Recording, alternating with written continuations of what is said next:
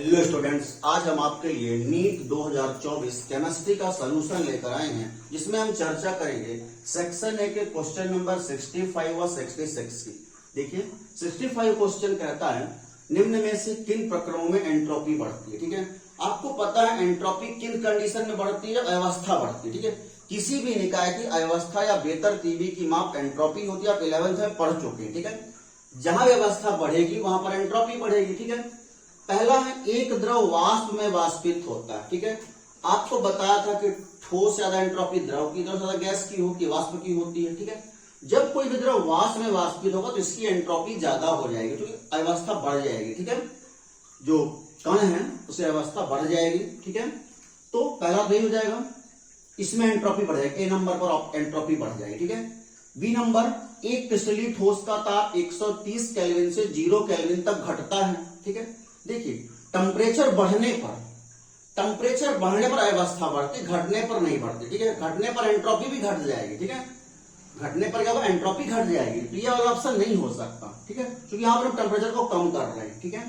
B number option नहीं संभव है। ठीक है, यहाँ पे एंट्रोपी घटेगी। ठीक है, सी नंबर है सोडियम बाइकार्बोनेट सॉलिड में था। ठीक है, फिर ये बदलता है sodium carbonate solid CO2 gas H2O gas. ठीक है, यहां पर गैस के दो पार्टिकल बन रहे हैं। ठीक है, CO2 और H2O। ठीक है, यहां पर सॉरी एक ही पार्टिकल बन रहा है।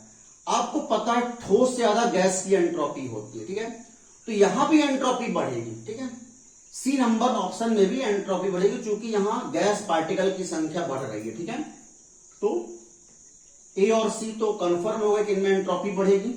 D number, Cl2 gas to Cl gas. ठीक है, यहां पर क्या, जब कोई भी अणु अपने परमाणुओं में टूटता है, ठीक है, तो कणों की संख्या बढ़ जाती है। कणों की संख्या बढ़ने से एंट्रोपी बढ़ जाएगी। ठीक है, तो यहां पर Cl2 से 2Cl बनेंगे, कण बढ़ जाएंगे, तो यहां भी एंट्रोपी बढ़ जाएगी। ठीक है, डी नंबर, ए, सी और डी, ये तीन ऑप्शन, इसके तीन ऑप्शनों में एंट्रोपी बढ़ेगी। ठीक है, नीचे दिए गए विकल्पों में सही उत्तर चुनिए। अब तीन किस्में आते हैं, ए, सी और डी, 4 नंबर ऑप्शन। ठीक है, ए, सी और डी ऑप्शन आपका सही होगा। ठीक है, इसे आप एनसीईआरटी क्लास 11 पार्ट फर्स्ट में पेज नंबर 159 पर एग्जांपल 5.10 बिल्कुल पूरा दिया हुआ है। ठीक है, 5.10 एग्जांपल आप देखेंगे, बिल्कुल A to Z यही प्रश्न ही दिया हुआ है। ठीक है, वहां पूरा का पूरा ये चीज आपको मिल जाएगी पढ़ने को। ठीक है, अब चलते हैं क्वेश्चन नंबर 66 पर।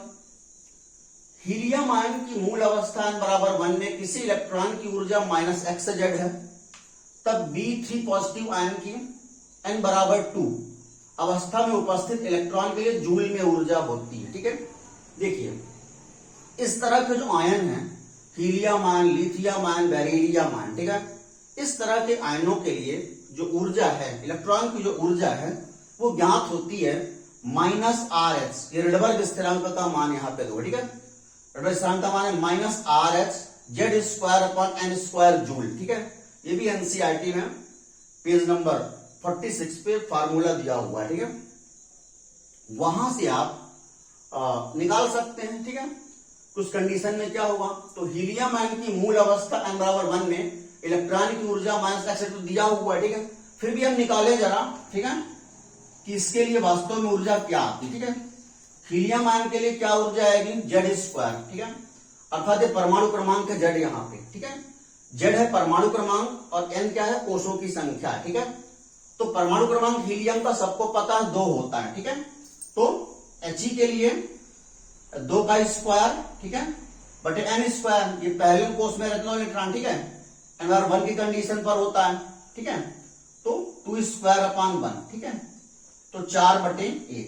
ठीक है, अब -4/, ये माइनस में वैल्यू। ठीक है, -4/1। ठीक है, अब इसको ये -4/1 नहीं कह रहे हैं कि इसकी ऊर्जा -xz, x मान के चल रही। ठीक है, ये -4 नहीं है, बल्कि क्या है, -x जूल, ऐसा ये बता रहे हैं हमको। ठीक है, ठीक है, कोई दिक्कत नहीं, माने लेते हैं अपन। ठीक है, और जब हम चलते हैं बेरिलियम आयन, ठीक है, Be3 पॉजिटिव, जब इसकी ऊर्जा को निकालते हैं तब भी माइनस फार्मूला लगाते हैं यही। तो बेरिलियम का चूंकि परमाणु क्रमांक 4 होता है, सबको पता है। ठीक है, तो यहां पर हो जाएगा बेटा 4 का स्क्वायर। ठीक है, और ये 4 इलेक्ट्रॉन जो है ये दूसरे कोष में रहते हैं। ठीक है, दिया कि n बराबर 2। ठीक है, तो 4 का स्क्वायर बटे 2 का स्क्वायर, ठीक है। तो यहां पर 16 बटे 4, ठीक है, बराबर 4 बटे 4 एकम 4, यहां पर भी 4 बटे 1 ही मान आता, ठीक है। अब माइनस में, ठीक है, ये माइनस में वैल्यू चल रही है, ठीक है, तो ये मान भी माइनस में आ रहा है। अब चूंकि यदि यहां पर हमने -r/x जूल माना है, तो यहां पर इसे भी हम मान सकते हैं कि ये मान भी कितना होगा, -x जूल होगा, ठीक है। तो इस आधार पे ये सेकंड नंबर ऑप्शन जो है सही होगा, जूल में ऊर्जा -x जूल होगी, ठीक है, इसकी भी ऊर्जा -x जूल होगी। सर से 2 प्रश्न खत्म होते हैं। धन्यवाद।